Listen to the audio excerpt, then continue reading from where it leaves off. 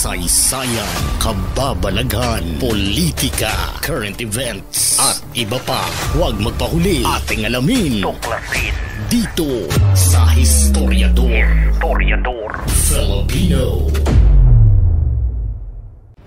Matapos isiniwalat ni Mayor Benjamin Magalong at inimbestigahan ni Senador Panfilo Lacson ang mga kabulastogang ginagawa ng ilang mga opisyal ng gobyerno sa flood control project ng sarili nating bayan, ay dito na umalingasaw ang masangsang na amoy ng mga korap na opisyal ng DPWH na isa sa mga instrumento kung bakit nananakawan ng gobyerno. Mas lalo lang tumibay ang aligasyon sa ahensya ng DPWH nang mahuli mismo ng kapulisan ang district engineer nito na nagngangalang Abelardo Calalo dahil sa kasong bribery o panunuhol. Nagkamali ng sinuhulan ng nasabing empleyado ng gobyerno na si Calalo ng kanyang dinalhan ng pera na nagkakahalaga ng 3.1 million pesos ang batang-bata pang kongresman na anak ng senador na si Loren Legarda nung Biyernes. Siya si Batangas 1st District Representative Leandro Leviste.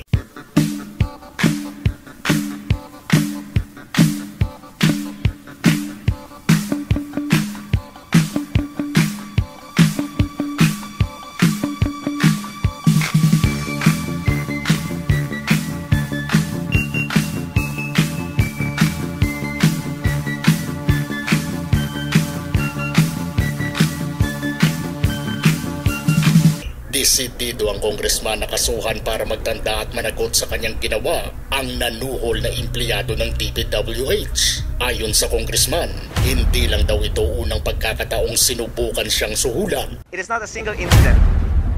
Last Friday, we have publicly been questioning these DPWH projects. And in this district alone, there's over 1.5 billion of DPWH projects on the Sumbong sa Pangulo website. We want the contractors to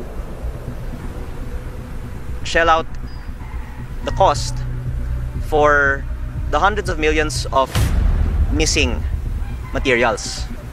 And maybe that's a motive for someone to try and stop that effort. Hindi na nakapalag ang korap na district engineer ng DPWH nang siya'y masakotin ng kapulisan. May nangyaring krimen, tumawag yung staff, nag-responde yung mga pulis, kaya warrantless arrest ang nangyari.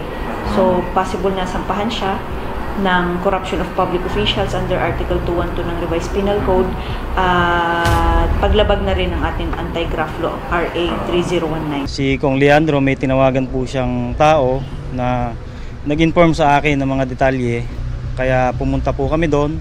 Naabutan namin si DE na may hawak na eco bag at may lamang pera. Nadiskubre ni Leviste ang kawalang hiyaan ng pagtrabaho ng mga taga-DPWH sa substandard nilang proyekto.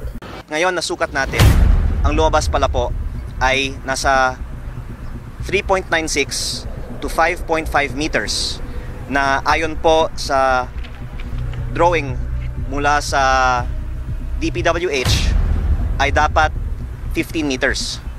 Kaya nakikita po natin na kaya pala nung nagkabagyong Christine last year, nasira itong Binambang River Flood Control Project kahit na kakagawa lang ang project na ito sa 4 na kontrata ng ilang mga kontraktor sa halaga ng mahigit 338 million pesos. Dahil yung program of work, more than 2/3 ng haba ng mga sheet piles na binubunot po natin ngayon sa Binambang River ay nawawala. Para naman kay Senador Lacson, ay kailangang palaliman ng investigasyon sa ginawang panunuhol ng district engineer dahil naniniwala itong ginagawang bagman ng mga contractors ang tauhan ng DPWH. Kaya dapat yung kaso should really be, yung investigation should really dig deep into what's behind itong attempt nitong si Calalo to bribe Congressman Leviste. Okay. There must be a powerful contractor behind this, and we have to find out. Kasi kung ganyan ang nangyayari, di ba sa Bulacan ganun din, parang yung sindikato, yun ang mismong district engineering office. So sila na yung nagpe-pedal ng mga projects sa mga suking contractors, pero somebody, yung tinatawag nating funder o yung sponsor ng insertion, yun ang nagmamanipulate. This reinforces my theory do sa aking privilege speech na parang yung mga DPWH officials, at least at the district level, relegated na sila sa parang legmen or bagmen na mga powerful contractors. Why? Bakit yung district engineer, si Calalo, mag-o-offer ng bribe kay Libiste? Hindi ba dapat normally yung congressman? dapat yung contractor? No, yung contractor. Okay. Mag-o-offer. Kaagad namang kinundina ni DPWH Secretary Manuel Bunuan ang ginawa ng district engineer sa DPWH at papatawan rin daw niya ito ng kasong administratibo. Mabuti nga po sa kanya. Nanunohol daw yata ng congressman. Ano ba to? Hindi po pwede yan sa aming hanay sa DPWH. Dapat to magsilbing aral sana sa mga DPWH, sa mga tao namin dito. Sa ganitong mga pagkakataon po, hindi namin papayagan po ng mga ganitong uri ng pamamalakad po ng kanilang mga tungkulin sa DPWH. Kung katulad lang sana ni Congressman Libiste kama prinsipyo at walang ugaling kahaman sa pera, ang lahat ng mga politiko sa bansa ay paniguradong mababawasan ng malaking porsyento ang nakaka-high blood na korupsyon sa bansa. Siguradong galamay lang itong nanuhol na district engineer at may malalaking sindikato talaga ang nag-ooperate sa pagnanakaw sa mga proyekto ng gobyerno, kaya nararapat lang na palaliman, arestuhin at ikulong ang kahit na sinumang mapapatunayang naging bahagi ng pangungurakot sa proyekto ng gobyerno.